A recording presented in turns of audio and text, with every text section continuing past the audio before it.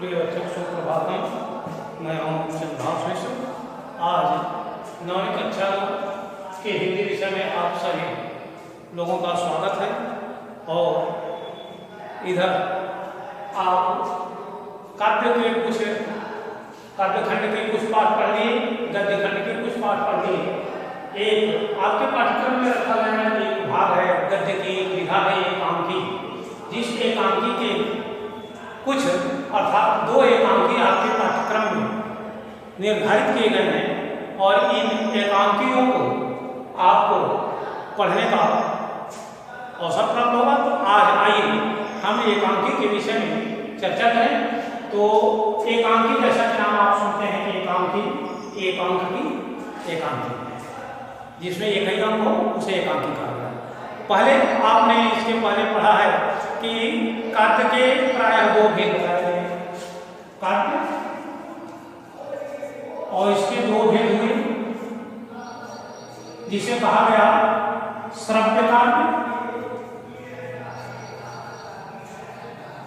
और दूसरा हुआ था दृश्य काव्य। इसको श्रव्य काव्य से तात्पर्य जिसे सुनकर के आनंद प्राप्ति किया जाए, पढ़ करके सुनकर के आनंद की प्राप्ति होती है।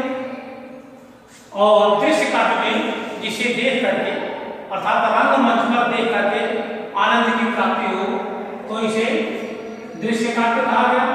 इसको आप इसके पहले जान चुके हैं कि श्रव्य काव्य और दृश्य काव्य के 2 भेद हो गए।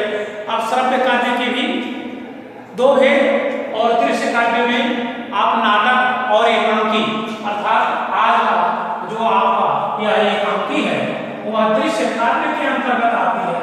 अर्थात नाटक दृश्य काव्य जिसे रंगमंच पर पात्रों के अभिनय के माध्यम से दिखाया जाता है, उसी तरह से यह एकांकी भी है। तो इस प्रकार हम कहेंगे कि एकांकी दृश्य काव्य का एक भेद है जिसे देखा जाता है और यह नाटक से थोड़ा सा भिन्न होता है। अर्थात संपूर्ण नाटक लघु नाटक एक ही अंक में समाप्त हो जाता है, इसलिए इसका नाम रखा गया है एकांकी। नाटक की अपेक्षा इसमें कुछ कम पात्र होते हैं। साथ ही साथ आप इस नाटक में अर्थात इसमें केवल एक ही अंक हो और उसमें संपूर्ण घटना संपूर्ण नाटक समाप्त हो जाता हो एक ही अंक में, इसलिए इसका नाम एकांकी रखा गया। इसमें पात्रों की संख्या सीमित होती है क्योंकि यह एक विशेष घटना को लेकर के चलता है। एकांकी में एक विशेष घटना, पात्र सीमित और एक ही अंक में समाप्त हो जाने के कारण नाटक के इस भाग को एकांकी कहा गया।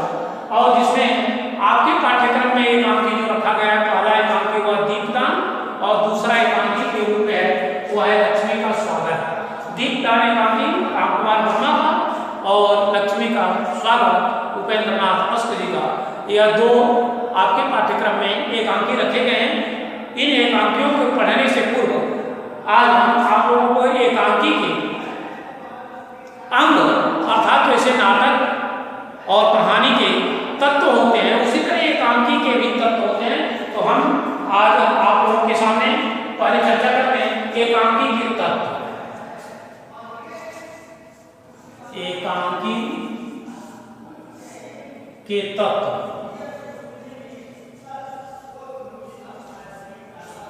अब इस एकांकी के तत्व में आपको सबसे पहला अर्थात इसमें 6 तत्व माने गए हैं। एकांकी के कुल 6 तत्व माने गए हैं और उन 6 तत्वों में जो पहला तत्व है कथा वस्तु, अर्थात यह एकांकी के तत्व 6 हो गए, जिसमें पहला है वह है कथा वस्तु। कथा वस्तु या इसको कथानक भी कहा जाता है, कथा वस्तु या कथानक। और दूसरा जो तत्व है वह दूसरे तत्व के रूप में आता है पात्र एवं चरित्र चित्रण। पात्र एवं चरित्र चित्रण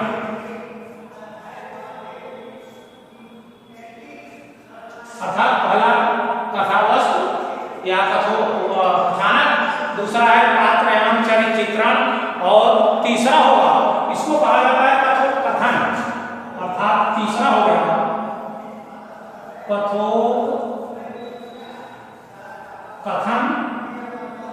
अथवा इसे संवाद भी कहा जाता है। कथोपकथन अथवा संवाद। और इसके बाद जो या चौथे रूप में जो आता है वह विशेष करके देश काल और वातावरण, अर्थात चौथा जो हो गया वह हुआ देश काल एवं वातावरण। देश का वातावरण। पांचवा जो हुआ या चौथा देश का वातावरण, और पांचवा जो हुआ वो है भाषा शैली, भाषा एवं शैली। और सातवां जो है वो आप जानते हैं कि कोई भी काम बिना उद्देश्य का अगर कोई काम किया जाए तो उस काम में रुचि नहीं मिलती है और सफलता नहीं मिलती है। इसलिए पहले उद्देश्य का निर्धारण होना जरूरी होता है। इसलिए यह देश का वातावरण, भाषा शैली के बाद जो अगला है अंतिम सातवां वह है उद्देश्य।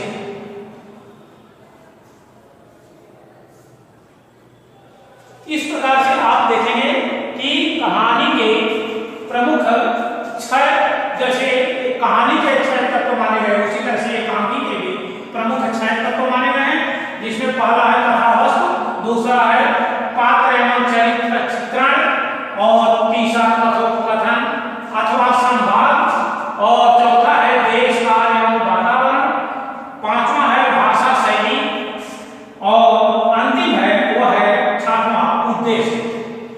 एक किसी भी कहानी को, किसी भी नाटक को, किसी भी एकांकी को इन 6 तत्वों के माध्यम से ही उसे लिखा जाता है, पूर्ण किया जाता है। यहाँ भी एकांकी के जो तत्व हैं वह 6 भागों में बांट दिए गए, और इन 6 भागों के 6 नाम हो गए जो आपको पूरी तरह से याद होने चाहिए कि कथावस्तु, पात्र एवं चरित्र चित्रण, कथोपकथन अथवा संवाद इसको कहा जाता है, देश काल एवं वातावरण, भाषा शैली, और अंतिम जो है वो है उद्देश्य।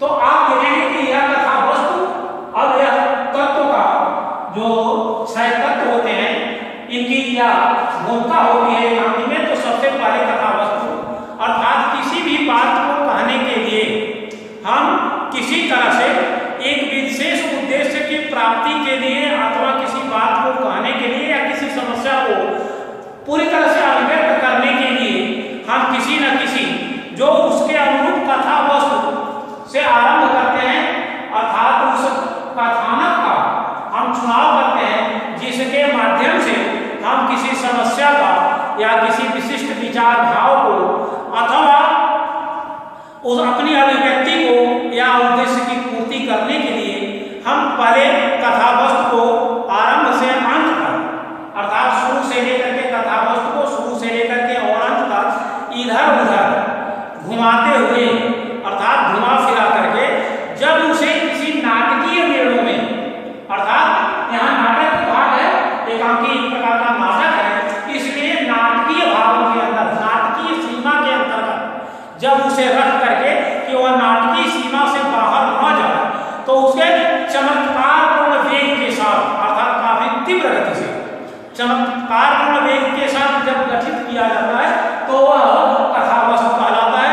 और उस कथावस्तु के आधार पर हम अपनी कहानी, नाटक या उपन्यास आज जो कुछ भी है उसमें कथावस्तु का बहुत बड़ा योगदान होता है। अर्थात कथा हमारी ऐसी होती है जो इस नाटकीय सीमा के अंतर्गत बंध करके वह लक्ष्य की, समस्या की और उद्देश्य की पूर्ति करा दे या विशेष भाव या विचार को व्यक्त करा दे, तो इसे कहा गया है कथावस्तु।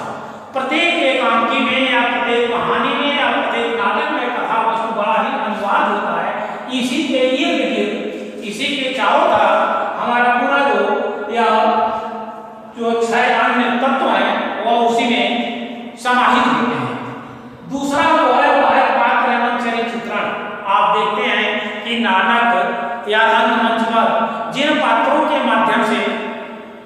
वह कथा वस्तु को प्रदर्शित किया जाता है, दिखाया जाता है, चित्रित किया जाता है।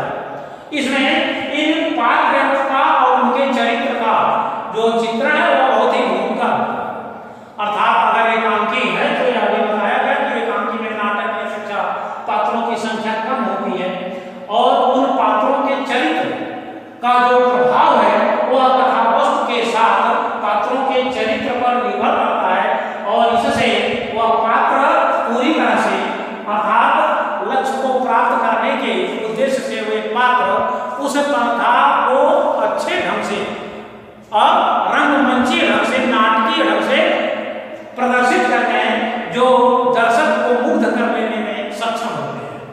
और इसके बाद आता है तीसरे रूप में है वह कथोपकथन। इसको संवाद कहा जाता है अर्थात पात्रों के माध्यम से यह संवाद या कथोपकथन के नाम से जाना जाता है कि एक के बाद दूसरा का उसके प्रति किस प्रकार का कथोपकथन है। अर्थात इसमें एकांकी और नाटक में कथोपकथन का बहुत ही महत्व होता है। यह संवाद जो है वह प्राण तत्व है अर्थात बिना संवाद का पात्रों का चित्रण करना वह अधूरा रह जाता है। कथा वस्तु पात्र और उसके साथ साथ पात्रों का कथोपकथन या संवाद एकांकी या नाटक में बहुत ही मूल्यवान है। इसीलिए एक ईश्वर संवाद को एकांकी का प्राण तत्व कहा जाता है जिसमें एक के बाद एक अर्थात कथन और कथोपकथन इस प्रकार से एक के कथन के बाद उसी की तरह का उसका तार्किक जवाब या सभी का कथोपकथन या संवाद के अंदर आता है जिसको आजकल तुम लोग डायलॉग के रूप में लेते हो अर्थात जहां डायलॉग ही एक नाम है कथोपकथन या संवाद। और इसके बाद आता है देश काल में किसी भी नाटक या एकांकी या कहानी को प्रदर्शित करने के लिए उस क्षेत्र विशेष का, उस अंचल विशेष का और उस वहाँ के भाषा का, वहाँ के रहन सहन का, वहाँ के लोगों का और उनके वातावरण का उसमें उचित जो है वह चित्रण किया जाता है। इस तरह से देश काल एवं वातावरण का ही इस एकांकी के प्रमुख तत्व में बहुत बड़ी भूमिका होती है। अर्थात अगर जिस तरह का एकांकी जिस तरह के पात्र हैं उसी पात्र के तरह से वहाँ का देश काल होना चाहिए, उनके अनुकूल और वहाँ का वातावरण भी उसी तरह का होना चाहिए। कहीं ऐसा न हो कि वातावरण से भिन्न पात्रों का चरित्र हो जाए तो फिर वह आकर्षण नहीं रह जाता है। और इसके बाद जो आता है वह है भाषा शैली अर्थात देश काल वातावरण के अनुसार ही भाषा का प्रयोग किया जाए अर्थात उसमें भाषा को पात्रों के अनुसार बनाया जाए और उस शैली के माध्यम से कि वह दर्शक उसको या श्रोता भली भांति समझ सके और जो पात्र जिस तरह का है, जिस देश काल या वातावरण से जुड़ा है उसी तरह की उसकी भाषा होनी चाहिए। यह कहानी के प्रमुख तत्वों में भाषा शैली का भी बहुत बड़ा वह प्रयोग है। जैसे आप अपनी कहानी जब पढ़ोगे इसमें दीपदान एकांकी और राम कुमार वर्मा के द्वारा लिखी गई जो एकांकी है उसमें आप देखोगे कि पात्र और उन पात्रों का भाषा शैली किस तरह से जैसे उसमें आएगा आप पढ़ोगे तो किरण बाड़ी के शब्द जो हैं उसकी भाषा जो है वह पूरी तरह से किरण बाड़ी जैसा और पात्र है जिस तरह का उसका काम है उसी तरह का उसके शब्द भी डॉक्टर राम कुमार वर्मा ने बड़े अच्छे ढंग से रखा है। इसलिए भाषा शैली का भी बहुत बड़ा प्रभाव पड़ता है। और अंत में है उद्देश्य। इस उद्देश्य के माध्यम से अर्थात किसी भी काम को बिना उद्देश्य का नहीं किया जाता है, उद्देश्य की बहुत बड़ी भूमिका होती है। इस एकांकी में भी उद्देश्य के अंत में उद्देश्य क्या है इस पर जो एकांकीकार है वह कथानक से लेकर के विभिन्न चरणों से होते हुए उद्देश्य की पूर्ति कर ही लेता है। अर्थात जो वह कहना चाहता है, जो लोगों के सामने दिखाना चाहता है, जिस समस्या का वह हल ढूंढना चाहता है और जिस प्रकार से लोगों के ऊपर प्रभाव डालना चाहता है वह सारे लक्ष्य की प्राप्ति अर्थात उद्देश्य की प्राप्ति अंत में वो हो जाती है। इसको कहा गया है उद्देश्य। जैसे अभी मैंने बताया आपका प्रथम एकांकी के रूप में जो दीपदान एकांकी है इसमें जो एकांकीकार है वो अंत में यह बताना ही चाहता है कि निश्चित रूप से त्याग और बलिदान के माध्यम से दीपदान एकांकी, जिसमें वह पूरी तरह से पन्ना भार और कीरत बारी जैसे बहुत ही हल्के पात्र जो हैं वह भी त्याग और बलिदान का परिचय देते हैं, राजकुमार की रक्षा करते हैं। इतना ही नहीं, पन्ना भाई तो त्याग और बलिदान की साकार मूर्ति बन जाती है। वो अपने पुत्र को बलवीर के तलवार के नीचे कर देती है, बलवीर उसे दो भागों में बांट देता है, वह चीखती भी नहीं है।